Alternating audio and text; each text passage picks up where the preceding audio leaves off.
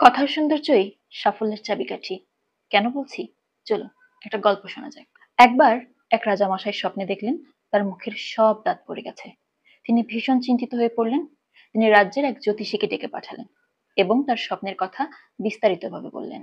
প্রথম জ্যোতিষী স্বপ্নের ব্যাখ্যা করে বললেন, মহারাজ, আপনার চোখের সামনেই আপনার পরিবারের সকল প্রিয়জন মারা যাবেন এবং আপনি একা বেঁচে থাকবেন।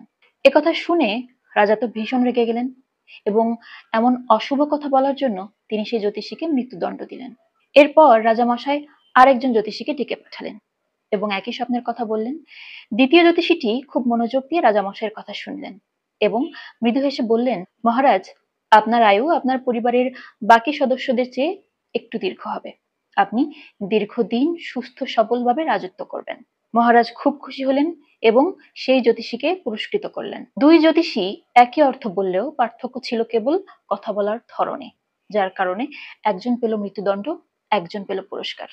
তাই বলা যায়, কথা বলার ভঙ্গি পারে আপনার ভাগ্য নির্ধারণ করতে। মধুর ভাষণ মানুষের হৃদয় জয় করে এবং তীর্যক ভাষা বিপদ ডেকে আনে। সুন্দরভাবে কথা বলা শুধু সৌন্দর্যের পরিচয় নয়, এটা একটা বিশেষ গুণ।